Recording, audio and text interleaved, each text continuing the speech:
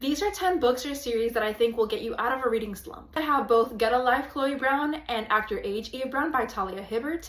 These are two of the books of the Brown Sisters trilogy, and it has some great representation in this.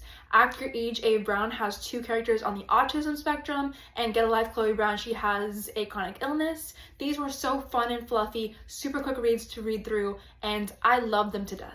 The next recommendation I have is The Soulmate Equation by Christina Lauren. This is about a single mother who joins this dating app that is supposed to match you with your perfect match based off of your DNA. It is a super fun read, and our hero is someone who is part of the company who's trying to prove that the app actually works. So it's really cute, it's really fun, and I love the relationship with her daughter in this one.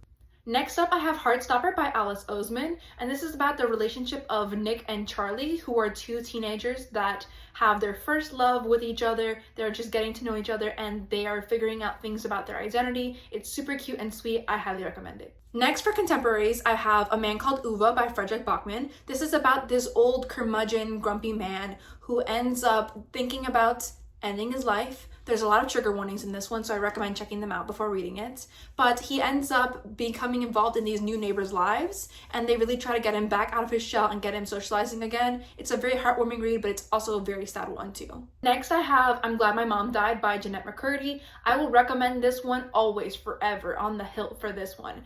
This is a great memoir that really talks about Jeanette's experiences with Nickelodeon and her abusive relationship with her mom, especially the ways that her mom kind of put these ideas of anorexia and really wanting her to be in the spotlight on her, and it's absolutely one that will stick with you for a long time. Next, for psychological thriller / suspense, I have The Push by Ashley Audrain. This one is about a woman who is a new mother, and she thinks that there's something wrong with her child, and it's really interesting because it is from the woman's perspective, but she is an unreliable narrator, so you can't tell if these things are made up in her head or if the child actually has some strange behaviors going on. It'll keep you gripped from page 1. The final section I have is fantasy / dystopian, and the first recommendation I have for this is the Selection series by Kiera Cass. These are not the greatest books ever, but they will keep you gripped, and they're such quick, fun reads. I really like the first 3 books. I don't recommend continuing on after that, but it is about these women who go into this kind of bachelor type situation where they're from different castes and they're trying to win the hand of the prince.